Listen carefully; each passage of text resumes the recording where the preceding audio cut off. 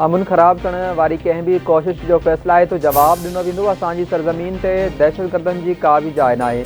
दहशतगर्दी ख़िलाफ़ जंग खे मंतकी अंजाम ताईं पहुचाए वेंदो। दहशतगर्दी जे ख़िलाफ़ सिक्योरिटी फोर्सिस जी शानदार कामयाबियुनि ते फ़ख्रु आहे।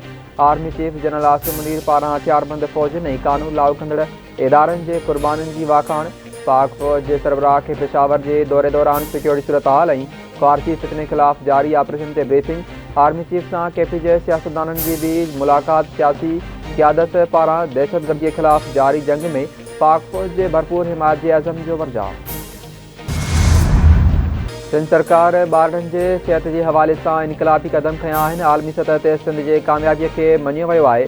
सिंध में ज़िले सतह ते चाइल्ड लाइफ सेंटर खोलिया विया आहिनि। तालुके सतह ते बि इलाज जूं मुफ़्त सहूलियतूं ॾेई रहिया आहियूं। सिंध जे 106 तालुकनि में टेली मेडिसिन जी सहूलियत मौजूदु आहे। सिंध में ॿारनि जी मौत जी शरह में वाज़ह घटिताई थी आहे। सिंध में ॿारनि जी मौत जी शरह 1.2 ऐं ॿियनि सूबनि में 1.4% आहे।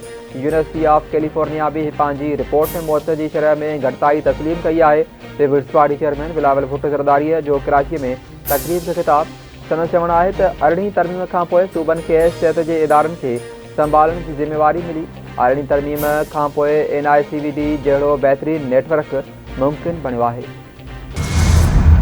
क़ौमी असेंबली जे स्पीकर अयाज़ सादिक हुकूमत ऐं अपोज़िशन जे ॻाल्हियुनि वारनि कमेटियुनि जो इजलास सॾाए वरितो। सरकार ऐं PTI जे कमेटियुनि जो इजलास 16 जनवरी ते सुबुह 11:30 वॻे पार्लियामेंट हाउस में थींदो। तहरीक इंसाफ़ पारां हुकूमती नुमाइंदनि आॾो लिखत में मुतालबा पेश कया वेंदा।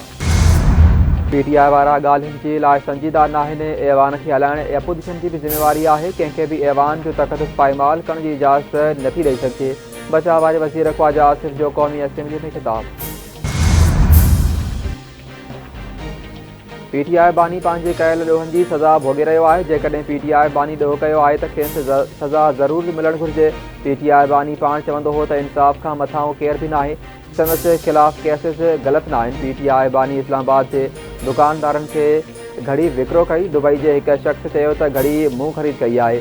बानी PTI चयो त घड़ी विकिरो करे घर आॾो रोड तामीर करायो। पीपुल्स पार्टी ॻाल्हियुनि जी हिमायती आहे पर 9 मई वारे वाक़िअनि खे विसारणु न घुरिजे।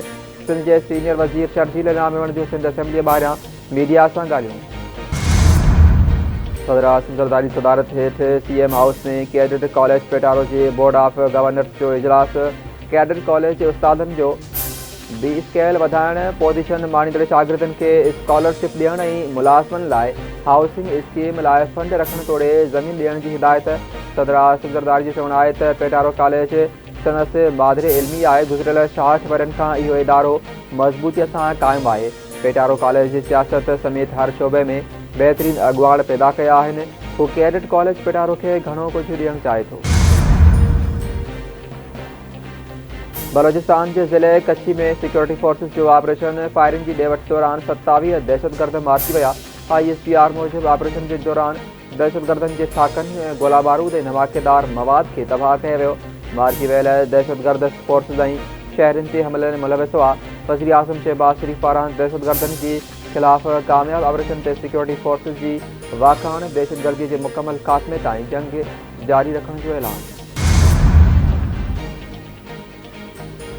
पिरियालो भरिसां नारेजा ऐं सोलंगी तकरार ॿीहर भड़की पियो।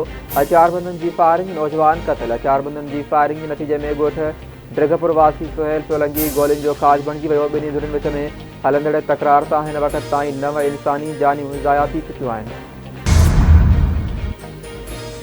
गौसपुर वेझो जागीरानी बिरादरी जे ॿियनि धुरनि विच में पुराणी तकरार सां झेड़ो। धुरनि जे हिक ॿिए ते जदीद हथियारनि सां फायरिंग। हिकु ॼणो मारिजी वियो। वाक़िए खां पोइ धुरनि विच में सख़्तु छिकताण। इलाइक़े में ॾहकाव, पुलिस न पहुती। पनियाखिल में 12हें क्लास जो शागिर्द पुरस्कार नमूने गुम थी वियो। वारिस परेशान, ॻोल्हा में मदद जी अपील। मसन पाड़े वासी 17 वरनि जो कपिल कुमार गुज़िरियल ॾींहुं शाम जे वक़्तु घर निकिरण खां पोइ वापसि न मोटियो। पुलिस खे गुमशुदगीअ जो इतला। वारसनि कपिल कुमार जी ॻोल्हा में मदद करण जी अपील करे छॾी।